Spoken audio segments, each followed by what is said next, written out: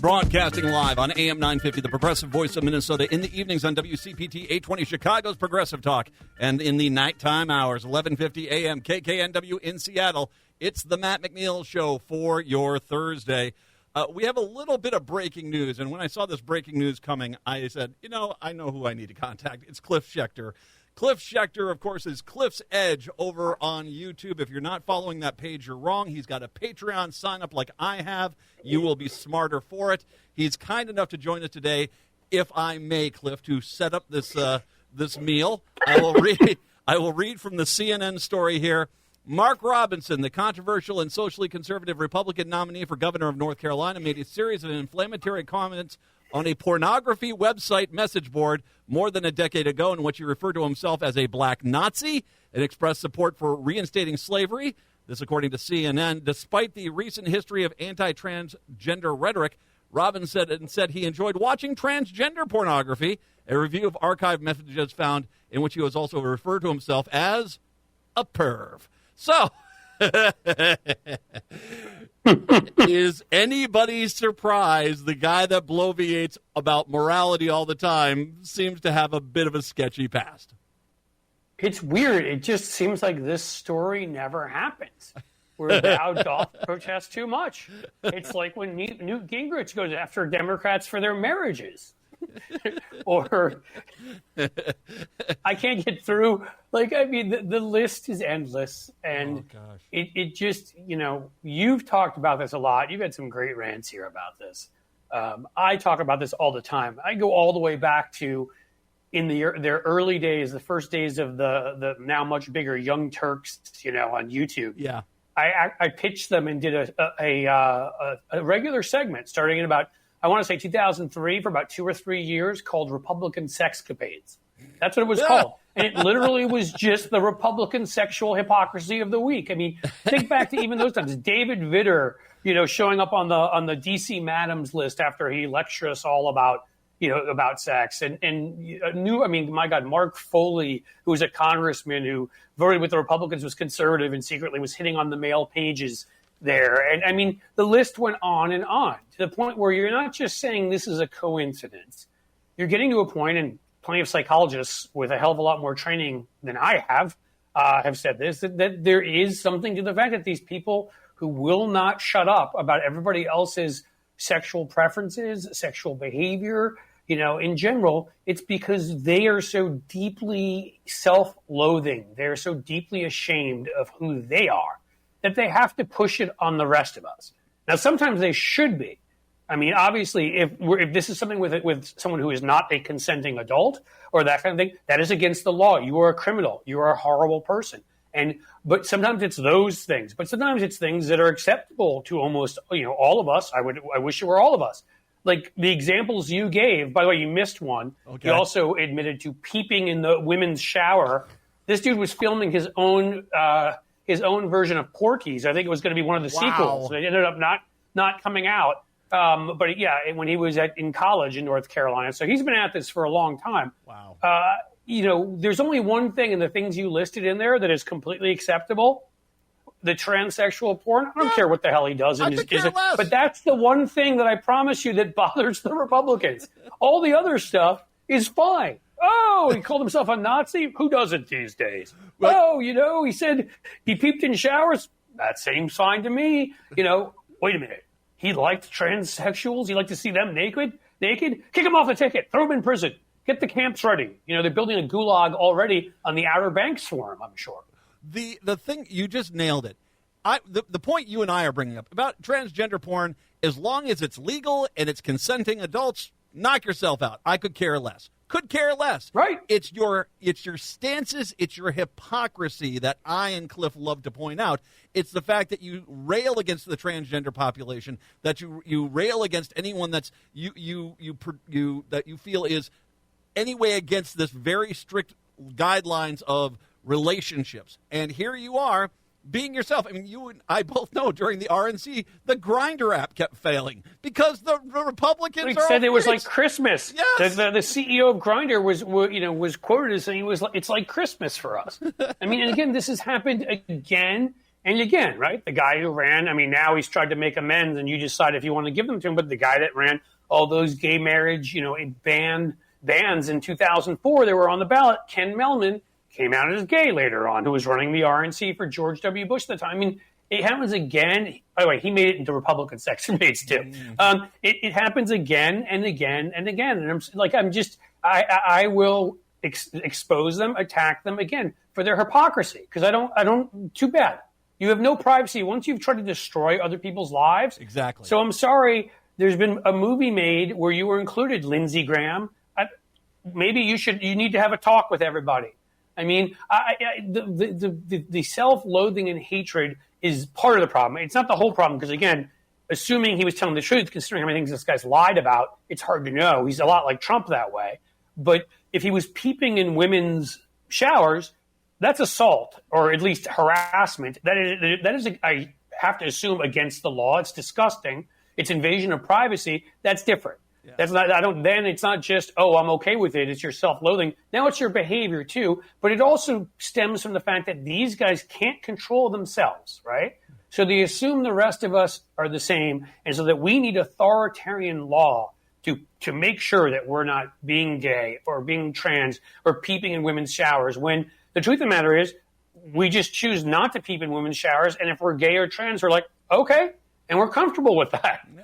And we go about our daily lives, I mean, that's the issue here, is they're so obsessed and wrapped up with this crap because they hate themselves. And that's where one of your best rants ever comes in, because, again, I've talked about this too. Hillary was not, the basket is full. Yeah. The basket of deplorables, a basket won't do it. And an air balloon won't do it. 747 won't do it. Maybe if we could get Australia, I guess, my Australian friends will hate me now. They once sent prisoners there. Maybe we could just send self-hating Republicans there who can't accept who they are or have weird sexual impulses that are not acceptable in society. Like, I'm sorry, if you're attracted to a 14-year-old, no. Yeah. Which, by the way, again, it's Republicans in all of these states who have tried to pass these laws to lower the marriage age to just obscenity. Yeah. Like, they're such freaking hypocrites. It's amazing. If you kick open everyone's bedroom door and demand to see what's inside, then you basically have no right to basically insist that when people get a peek at what you're doing, that's out of line. I should mention that and this was pretty remarkable because clearly you knew this was going to be damaging. The North Carolina Lieutenant Governor Mark Robinson has lashed out at the CNN report. Basically, he says that it's not him. He's doing the Shaggy defense. It wasn't me. Exactly. What? Eddie Murphy used to do a great sort of skit on that when you talk about men lying to their wives about how they were cheating and how they convinced them to use the Jedi mind trick. What? Wasn't me. I don't know. He looked like me, same hair, same whatever. Wasn't me. In this case, this is what Republicans say all the time. It's either that or, again, you have a bathroom in your airport. It is literally famous. And I had somebody give me, a rendition of it, which is Larry Craig. Somebody gave it to me at the Media Reform Conference a decade plus ago when I was in Minneapolis. Minneapolis, these guys, all of them. The MSP bathrooms are fantastic. You can do. There's so many things in there. It's amazing. I tend to enjoy just using them when I've been there, like to relieve myself and get the hell out, like any bathroom. But apparently, for Larry Craig and friends, who of course totally was not gay and said that a million times and sponsored the anti-gay marriage amendment in Congress, and then got caught a million times with men. And one of them was there in the bathroom where he just had a wide stance because happens to the best of us. We stand wide and just happen to pull like a Gene Kelly and start tap dancing with the man in the stall next to us. Just happens to all of us. We just do that. In any case, the point here is these people need help. As I've said before, maybe the MAGA movement could be solved if we could just send in like a few thousand psychiatrists. Honestly, that's what's they are the deplorables. They are they're just the scum of society. They're people that are criminals, self-hating lunatics. There is a weird, absolutely psychosexual element to it. It's why there's so much of this fake bravado and manliness, that they put out there. And when they're all really a bunch of wimps. Donald Trump's bone spurs that kept him out, real tough guy there. Real. When people were protesting outside the White House, he was hiding in the frickin' bunker. I mean, it's like you can't parody this, but you have to. You got to find a way. Well, and with all of this, go ahead. Well, you're saying the wide stance thing, and I want to bring this up because here he is. Robinson starts talking about himself in the third person. He goes, these are not... That's always a good sign that, I'm sorry, you're an a-hole if you do that. Exactly. I mean, it's like when you start doing the verbal linguistics, the gymnastics routine with how exactly you're saying things, you've been caught and you're just not trying to say something that could potentially come back up in a courtroom later on. Well, in like 2 or 3 minutes when it happens, can you say, Matt McNeil's going to commercial? Can you do that? Because that would be awesome. Matt McNeil's going to a commercial break. No, you wouldn't, because you know why? You're not weird, creepy, and crazy. I'm not James. I'm not James Joyce. I'm not Ulysses from James Joyce. Yes, that's true. But the simple point is that that's part of the whole thing, right? I mean, and nobody has said that better than your governor about how weird and creepy they are and how crazy they are. Those are the 3 words I use most to describe them. And it's like, great. I've been doing this, talking about it in various ways for years, but it's so good to see other people saying it. Like, they're not normal people. Not being able to walk into a donut shop and order a donut is not normal, okay? Like, calling yourself a black Nazi, not normal. No. Marjorie Taylor Greene and Laura Loomer getting in a huge fight because each of them wants possession of Donald Trump, not normal. I mean, these are the stories that are going on this week. But Robinson thrown in there, but there's like plenty of others. Melania Trump releasing a video. I mean, my God, these people call themselves conservatives, like they respect tradition and institutions, which the Trump era has been about ripping down in every way. It's the opposite of conservatism. There's a modicum of like, we still respect the first lady like the president. We want to look up to them. And she has a chance to come out and sell a book. And she doesn't sell it by talking about what she did as first lady, which I assume was nothing pretty much. Except for when she's like, I hate the Christmas. The Christmas, I remember that tape got released. But she talks about her nude modeling. That's what she's doing right now to sell a book. I mean, amazing. Matt McNeil does love when Cliff Schecter's on the air. Matt McNeil does indeed love that. Cliff Schecter's a huge fan of that, too, I got to tell you. Cliff's going to have himself a drink of Coca-Cola. We'll come back. We'll talk about the impacts of this to the national race, because this does actually play out there. It's Matt McNeil going to a Matt McNeil commercial break right here on AM 950 and, of course, WCPT.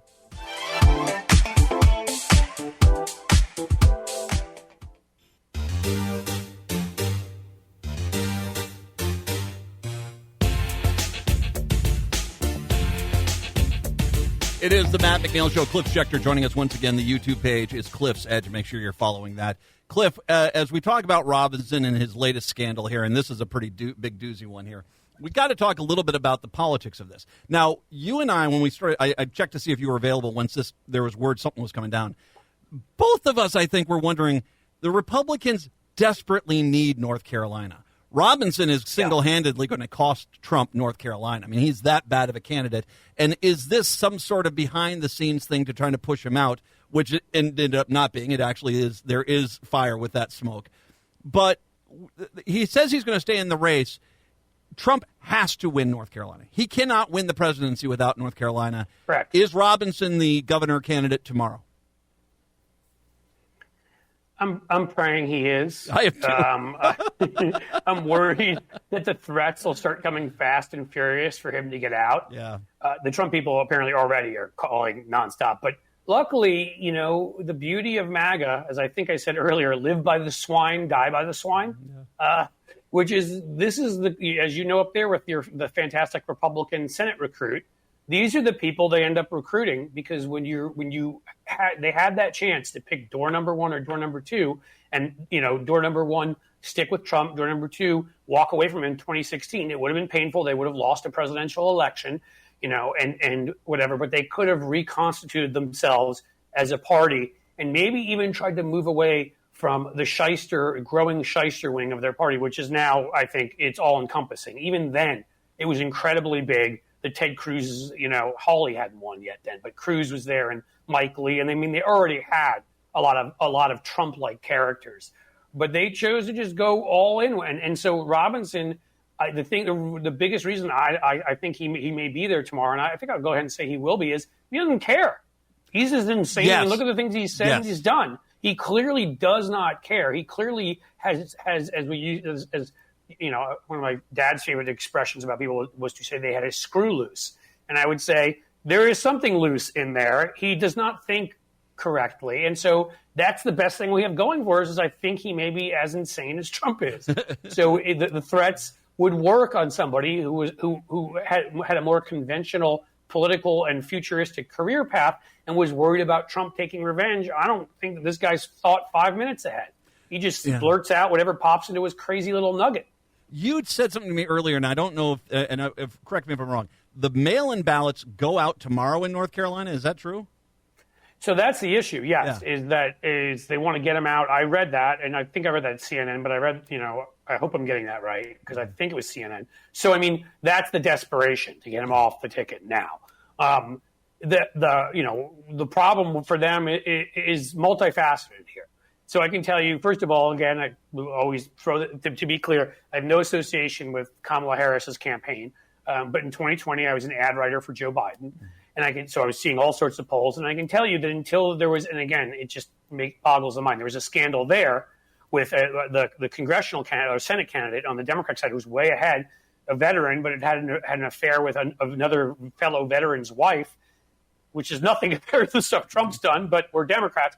And he helped bring us down. At that point, Cooper was up by even more. Biden was up by 2 or 3. What ended up happening is, he lost the most, but all the other candidates lost maybe 3-4 points from swing voters. Cooper was up by enough that he was able to hold on. Stein, the attorney general, same thing. Biden wasn't, and only lost by 1 point. So already, I think Biden the demographics have changed there in our direction. I think Biden would win North Carolina. I think Kamala Harris would win North Carolina anyhow. Yeah. But he is fully, I think he's down double digits. He is sinking them even worse. And to the point where, it may be that they cannot win North Carolina. And then where do they go? Well, and it's interesting. Yesterday I was making the point about the people who are underperforming Trump.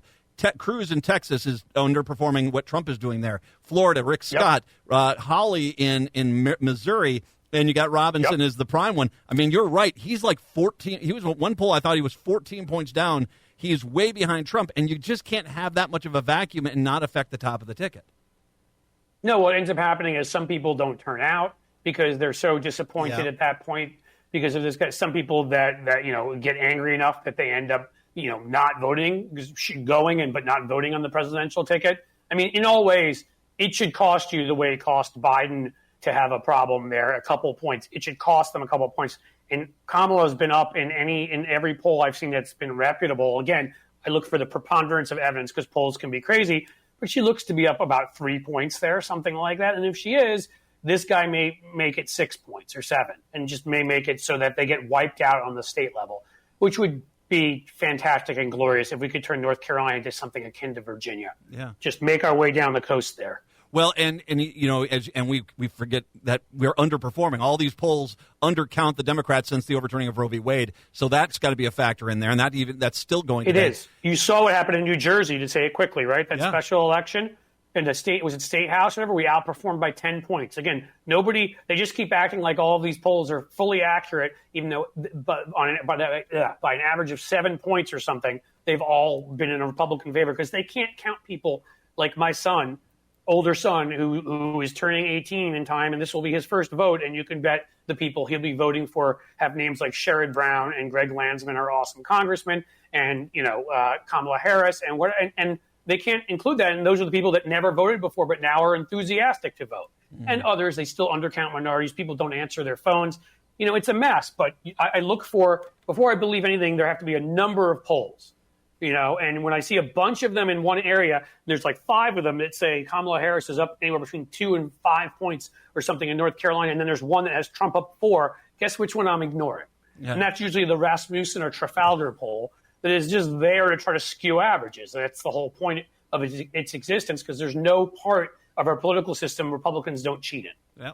So there you go. The last thing here before we get going is that you and I have talked about the horrifically mismanaged Trump campaign, where they had people, and not really enough people, out there in Pennsylvania and Michigan and Arizona. Yeah, but Laura Trump is releasing songs. Well, are you calling them songs? All right, but you have... Okay, fine. Screaming goat tails. Let's call them that. Yes, I love those. Now that's what I call screaming goat tails. The North Carolina, Texas, Florida, these states are close. Alaska is close. They have no... Here. Ohio. They have the no... vice presidential candidate is from here. A lot of this stuff didn't come out about him during the Senate race. I think he may be harming them, and I know he is, and things in the suburbs here. We're a 2-point state. They're now, and they're advertising here. And I think in the end they will, and we won't. That might be the only reason they hold on. Sherrod's up by at least 5. I mean, they're getting killed. You're right. Florida, I think the last one I had seen, we were down only 1 or 2. Yeah. We've got a huge field team, and part of what Laura Trump did while she was screeching out that horrific song was pulled money from all these turnout operations. So the Republicans have admitted they're going to have more of like a midterm turnout operation where we're going to have the best one we've ever had. Yes. I mean, that can make a 3 or 4 point difference, turnout. It really can. And absolutely. And the fact that in Texas and Florida, the attorney generals there started to immediately try to stop voter registration. That was a big sign. You and I could go for an hour easy here, but we got to get up against the break here. Well, we will. I'm starting a live stream. I know you're going to be content my YouTube channel, Cliff's Edge. We're starting a live stream in the next few weeks, and so I'll have you on that. We can talk longer. I will be there. And also, go join his Patreon. I have, you have, you'll be smarter. You'll get great content as well. Cliff's Edge on YouTube. Cliff Schecter, thank you very much. We'll talk to you soon. We'll take a break, come back. It's the Matt McNeil Show.